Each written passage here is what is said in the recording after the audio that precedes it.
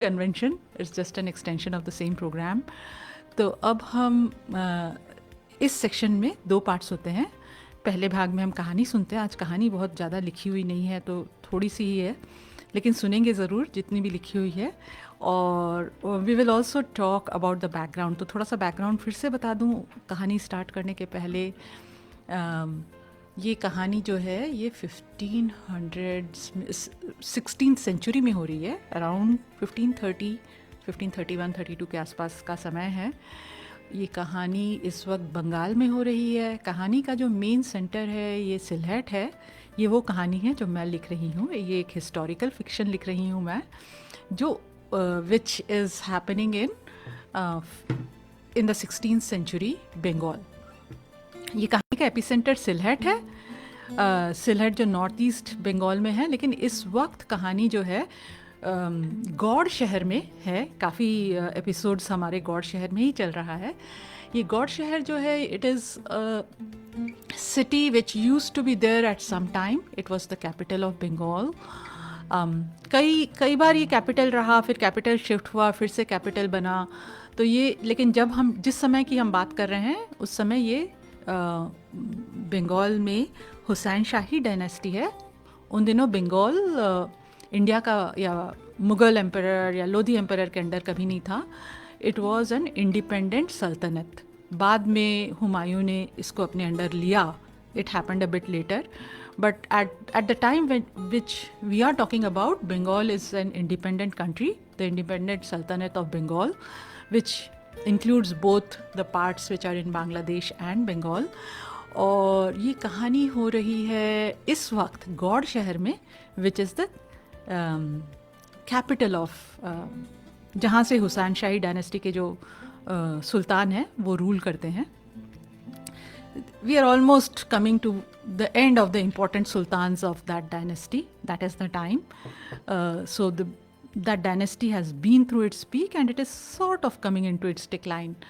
So it was a time of great architecture, poetry, also the revival of religions, different religions.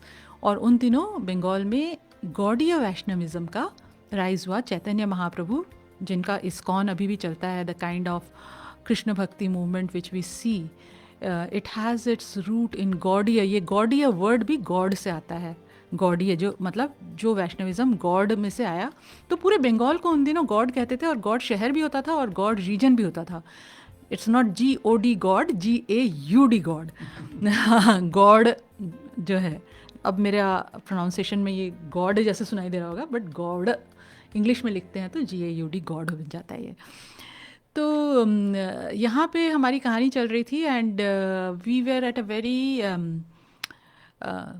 Eight a cross road. There is a girl here in this city called Meena. और ये मीना जो है ये कुम्हारों के लड़की है, कुम्हारों की बेटी है। शी इज़ अ ग्रेट, और कुम्हार जो थे they were doing pretty well during this Hussain shahi dynasty, because terracotta was very much a part of the architecture. और टेराकोटा पैनल्स में एक्सक्विजिट कार्विंग्स हुआ करते थे। अभी भी वो हम जाके देख सकते हैं विष्णुपुर एरिया में, और गौड़ जो है अभी वो मालदा है, वहाँ पे टेराकोटा के मॉस्क्स बनते थे। पूरा का पूरा जो गुंबज होता था मॉस्क का, वो टेराकोटा से सिंगल पीस में कास्ट आउट करते थे। और ये टेराकोटा इसलिए इतना स्पेशल होता था कि वहाँ की जो गंगा के नीचे से जो मिट्टी आती है वो बहुत ही सॉफ्ट और फाइन होती है, और उस मिट्टी से बनता था ये। उस मिट्टी से बनी हुई छोटी छोटी लाल ईंटें भी बहुत फेमस हुआ करती थी। तो मीना जो है ये बहुत अच्छी नक्काशी करती है, लेकिन इसकी अभी शादी हो गई है and she has been married to a rich person in the city.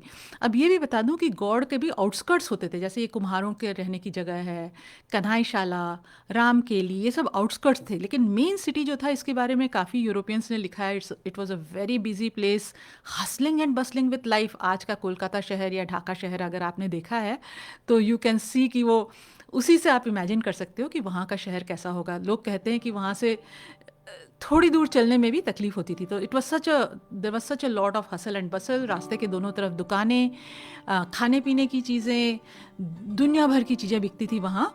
और ऑफ कोर्स सुल्तान का महल इतना बड़ा था, और वहाँ से भी people use to have a lot of things which were distributed from the महल, और पिछले बार हमने उसके बारे में भी बात की थी। तो मीना जो है ये नक्काशी करती है। उसकी शादी शहर के बीच शहर में एक बड़े व्यापारी के साथ, ऑफ अ हायर कास्ट व्यापारी जो कि बंगाली हैं, उनके साथ हुआ है। But she is very unhappy in her marriage, क्योंकि उसके हस्बैंड जो हैं वो एक नाचने वाली के घर जाते हैं और उन्होंने उसको कभी ध्यान से देखा भी नहीं। अब मीना जो है, she is a beautiful girl, very talented, उसको अपने हुनर पे और अपने रूप पे बड़ा गुमान था। But after marriage she finds her self at a loss and she doesn't know how to do this. तो यहाँ पे हमारा जो स्टोरी का मेन कैरेक्टर है जो इस वक्त गौड़ में है, Madho, he is a young boy, a young lead in fact, जो अपना बांसुरी बजाता है। तो वो उसको कहती है कि वो प्रोस्टिट्यूट के वहाँ नौकरी कर ले एंड सम हाउ कुछ रास्ता निकलेगा। तो then we have been talking about Chanda, who looks very much like Meena, the other side of her, and she is a prostitute here and very उसके दिल में जो है बहुत सारे बदले की भावना है, एंड जिसके कारण she is very vengeful on the people and sort of she is harsh on people who work with her. She is also like, कहते हैं कि जो भी उसके चंगुल में एक बार फंस जाए उसे वो निकलने नहीं देती, और मीना का पति इस वक्त उसके चंगुल में फंसा हुआ है और माधो को उस चंगुल से निकालने के लिए भेजा गया है। तो we also saw how Madho had to go and learn playing bansuri from one of the Sufi teachers जो उसको सिखाते हैं, जो सूफीज़म और कृष्ण भक्ति दोनों के मिक्स से उसको ट्रेन करते हैं इन playing the bansuri in such a way that it will bring in the human emotion into the playing, and also through that human emotion it will be able to release that load which is in चंदा's heart, जो बदले की भावना चंदा के दिल में है। तो बहुत सारी कहानी है पीछे, आप लोग अगर सुन सकते हैं तो रमेश के YouTube चैनल में जाइए और सुनिए कि वाई चंदा बिकेम दिस वे, वो कहानी का भी पार्ट है, और मीना के बारे में भी बहुत और भी बातें हैं। But at this moment it is enough to know that there is a character called Meena and she has sent Madho to Chanda Bai's कोठे में आने के लिए ताकि उसका दिल बदल सके, and he has played and now there we are starting to see the transformation of Chanda. तो ये चंदा जो है वो फफक कर रो रही है because she is feeling very lost, और वहाँ से तो माधव की आवाज़ में हम ये कहानी सुनते हैं। He is the one who is telling this story. मुझे थोड़ा सा रिपीट करी हूँ पिछले बार से, लेकिन आगे निकलेंगे फिर। मुझे समझ नहीं आ रहा था कि उसे कैसे दिलासा दिलाऊं, उसे यानी चंदा को कैसे दिलासा दिलाऊं। अचानक मोहसिन चाचा की बातें याद आ गई। ये मोहसिन चाचा वही हैं जो सूफ़ी जिन्होंने माधव के बांसुरी बजाने को, और he has helped him to improve in that area. अचानक मोहसिन चाचा की बातें याद आई। मैंने बांसुरी निकालकर बजाना शुरू किया। मैं बजाता रहा, वो रोती रही। मुझे नहीं पता वो कौन सी धुनें थी जो मेरी बांसुरी से निकल रही थी। न मैंने उन्हें पहले सुना था, न उन्हें कभी बजाया था। जाने कैसे ये समझ आ रहा था कि चंदा के दिल में जमे दर्द को पिघलाने के लिए कौन से धुन कामयाब होंगे। शुरू में धुन तूफान की तरह, चारों ओर तहस नहस मचाने वाले तेज हवा सी, फिर गरजते बादल, चमकती बिजली, फिर घनघोर घटाबन बरस रही। बारिश खत्म होने की शांति और ठहराव। जब मैंने बजाना बंद किया तो चंदा गंभीर थी। उसके चेहरे में एक कोमलता थी, बरसात के बाद के मौसम की तरह। बोली, तुम मुझे मीना से मिलवा सकते हो? एक बार उसे देखने का मन है। मैं पेशोपेश में था। न मीना चंदा की दुनिया में आ सकती थी, न चंदा मीना की दुनिया में। कुछ देर सोचता रहा। अचानक ख्याल आया मोहसिन चाचा के बारे में। उनकी दुनिया तो दीवारों से परे थी। वो मुसलमान होते हुए भी पुतलियों के जरिए कृष्ण लीला करते थे। खुदा के बंदे होते हुए भी कोठे में संगीत बजाया करते थे।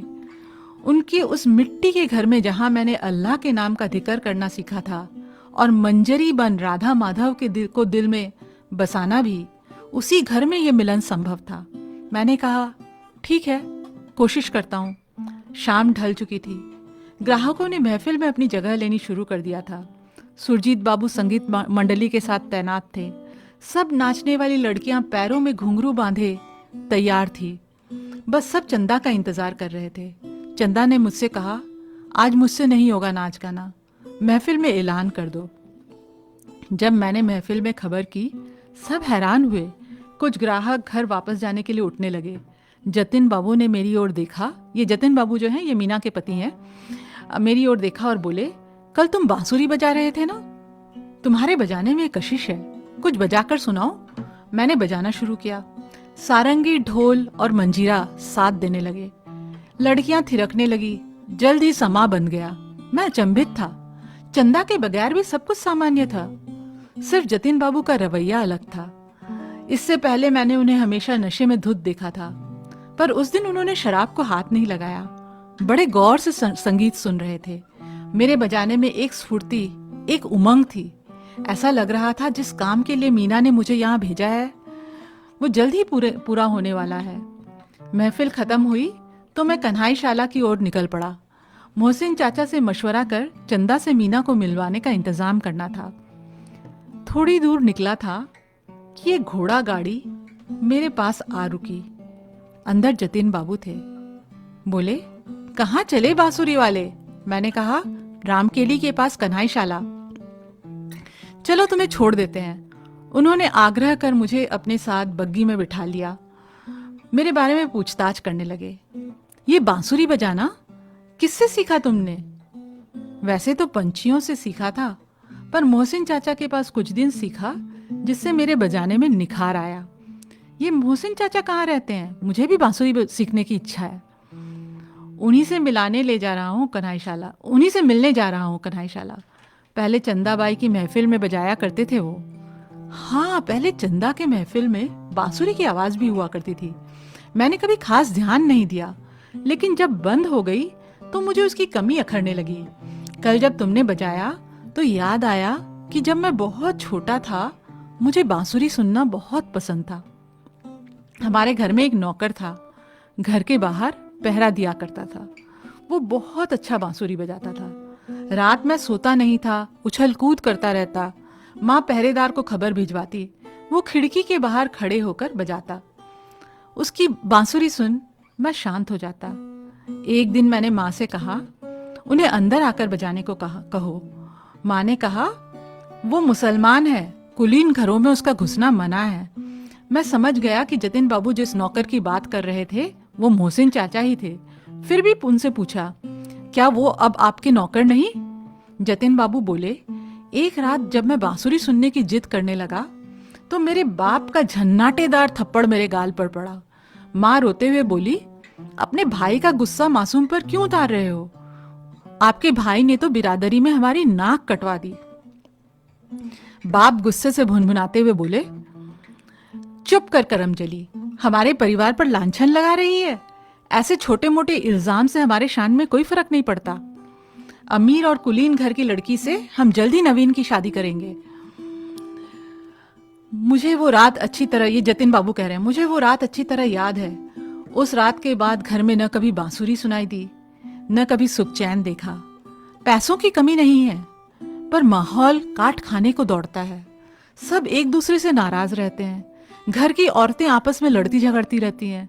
मर्द अक्सर घर से बाहर रहते हैं, सिर्फ सोने घर आते हैं। जतिन बाबू के घर की हालत सुन मेरे मन में मीना की परेशान छवि उभर आई। पूरे कुम्हार टोला की चहेती मीना, अपने रूप और हुनर के गुमान में आश्वस्त मीना, किस तरह ऐसे माहौल में रह रही होगी। मैं पूछ बैठा, आप तो घर से बाहर मन बहला लेते हैं, आपकी पत्नी का हाल बुरा होगा ना? मेरी बात सुन जतिन बाबू खामोश हो गए। बाकी रास्ता चुप्पी में कटा। मोहसिन चाचा के घर के पास जब मैं उतरा, आसपास के छोटे बच्चों ने गाड़ी को घेर लिया। बड़े उत्सुकता से घोड़े और गाड़ी का निरीक्षण करने लगे। चाचा अंदर से निकल आए। बोले, अरे जतिन बाबू, आप यहाँ? जतिन बाबू ने झेंपते हुए कहा, आप आजकल महफिल में दिखाई नहीं देते, इसलिए मैं ही आपसे मिलने चला आया। फिर मेरी ओर इशारा कर बोले, आपके शागिर्द ने तो अच्छा सीखा है, आप मुझे भी अपना शागिर्द बनाएंगे? ये तय हुआ कि जतिन बाबू हफ्ते में 3 शाम मोहसिन चाचा से सीखने आएंगे। उनके जाने के बाद मैंने चाचा से कहा, चंदा मीना से मिलना चाहती है, उन्हें यहाँ बुला लूं? चाचा बोले, बस्ती के लोगों को टांग अड़ाने की आदत है, अगर कोई उन्हें पहचान गया तो बात का बतंगड़ बनाएंगे, अफवाहें फैलाएंगे। मैं मायूस होकर बोला, आप ही उन्हें मिलाने की कोई तरकीब निकालें। अगले सप्ताह यहाँ बसंत पंचमी का मेला लगेगा, अगर मीना और चंदा दोनों मेले में आए तो उनकी मुलाकात हो सकती है। सब मेले में इस कदर मशगूल होंगे कि कोई उनकी ओर ध्यान नहीं देगा। दिन भर चाचा के घर विश्राम कर सूरज डूबने से पहले मैं नाव से निकल पड़ा। कुम्हार टोला पहुंचा तो शाम ढल चुकी थी। मंदिर के पीछे सराय में साधु बाबा मिले। बोले, लड़ाई कुछ दिनों के लिए थमने वाली है, नौकाएं फिर चलने लगेंगी, हम मौके का फायदा उठाकर यहाँ से निकल पड़ेंगे। मैंने पूछा, कब तक निकलेंगे हम? 10-15 दिन में निकलेंगे। रात देर तक नींद नहीं आई। मेरा मन मकड़ी की तरह मोह के धागों के जाले बुनता और खुद ही उसमें उलझ जाता। सुबह उठते ही मीना की खबर लेने कुम्हारों की बस्ती की ओर निकल पड़ा। भट्टी के पास मीना का भाई बीशु मिला। बीशु खुश था। मुझे देखते ही बोला, मीना बसंत पंचमी मनाने घर आने वाली है। हम हर साल मेला देखने रामकेली जाते हैं, वहां की रौनक देखते ही बनती है। स्वादिष्ट पकवान, खिलौनों की दुकान, तरह तरह के अजूबे, भालू बंदर के करतब, जादू के खेल। मीना को वहां खरीदारी करना बहुत पसंद है और मुझे खाना पीना। हम दोनों को लेकिन सबसे ज्यादा पसंद है कठपुतलियों का खेल देखना। मैंने बीशु से कहा, तुमने कभी पर्दे के पीछे से देखा है कठपुतलियों को कैसे नचाते हैं? बीशु बोला, नहीं, तुमने देखा है क्या? मैंने कहा, हाँ, इस साल तुम मुझे मेले में मिलना, मैं तुम्हें उनसे मिलवाऊंगा जो पर्दे के पीछे से कठपुतलियों को नचाते हैं। अरे वाह, बड़ा मजा आएगा, मीना तो बहुत खुश हो जाएगी। उस रात साधु बाबा के साथ बिता। अगले दिन चंदा से मिलने कोठे पहुंचा। उसका चेहरा उतरा हुआ था। 2 दिन जतिन बाबू महफिल नहीं आए थे। मैंने पूछा, क्यों परेशान हो रही हो? एक ग्राहक कम हुआ, 2 नए मिल जाएंगे। मेरी बात सुन चंदा नाराज हो गई। बोली, ये मछली की दुकान नहीं, यहाँ जहां सिर्फ पैसों से सौदा होता है। मैंने चंदा से कहा, संगीत मंडली के लड़के कहते हैं कि तुम दूसरे नाचने वाली लड़कियों की तरह नहीं, जो पैसे लेकर मर्दों का दिल बहलाती है। तुम जिसे अपने चंगुल में फंसा लेती हो, उसे बर्बाद कर देती हो। क्यों बर्बाद कर रही हो तुम जतिन को? उसकी छलकती आंखें और फड़कती नाक से ये जाहिर था कि मेरे शब्द उसके दिल में चुभ गए थे। मुझे अपने कहे पर अफसोस हो रहा था, लेकिन मैं चाह कर भी तरकश से निकले तीर को वापस नहीं ले सकता था। फुंकारती हुई चंदा बोली, मुझे पता है, सब मुझे नागिन कहते हैं। सब यही समझते हैं कि मेरी माँ की बर्बादी का बदला लेने के लिए मैंने जतिन बाबू को फंसाया है। गुस्से से पांव पटकती हुई कमरे में चहलकदमी करने लगी, सामान उठाकर जमीन पर फेंकने लगी। नदी जब किनारा तोड़ उफनने लगती है तो अपने चारों तरफ बसे घर, खेत, खलिहान नष्ट कर देती है। ठीक उसी तरह चंदा ने कमरे को मिनटों में तहस नहस कर दिया। तो इस हफ्ते के लिए इतना ही। धीरे धीरे चल रही है कहानी, लेकिन कहानी के बारे में कुछ पूछना चाहोगे राम? आई नो कि तुम गिटार बजा रहे थे, सुने नहीं होगे, but maybe you have some questions, we can talk a little bit. 5 ही मिनट बचे हैं, तो या तो फिर वी कैन ऑल्सो रीड जो हमारे अनाउंसमेंट्स हैं वो पढ़ सकते हैं। ठीक है, we'll first read some announcements and then we'll talk more. Okay, ठीक है, एक कॉलर भी है, उनसे बात कर सकते हैं चाहे तो। ठीक है, 2 कॉलर्स हैं। चलो एक एक करके करेंगे। Hello, you're on the air.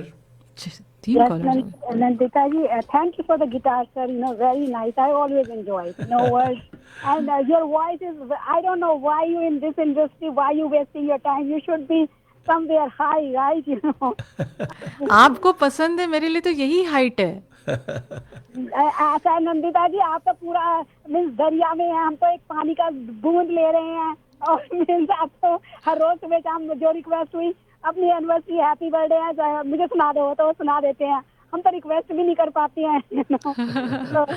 I'm so So, grateful. I'm so yeah, you are lucky that you woman are. and you are a wonderful couple. I will stay like that. My blessings are there. Thank you So- so much. Thank you so much. Thank you so much. You're welcome. And I want to tell you about your, reading the story and writing it. So amazing, I mean beyond the imagination, because the way you explain कि वो व्यापार चल रहा है सब और street, Bengal का fish market और yeah, so it's so good. But the question comes here, ये देवदास का मूवी है का कुछ ऐसा है प्लॉट आपका या कैसे है? क्या पूछ रहे हो आप? प्लॉट कैसा है? It's a Devdas plot kind of or it's a different different story.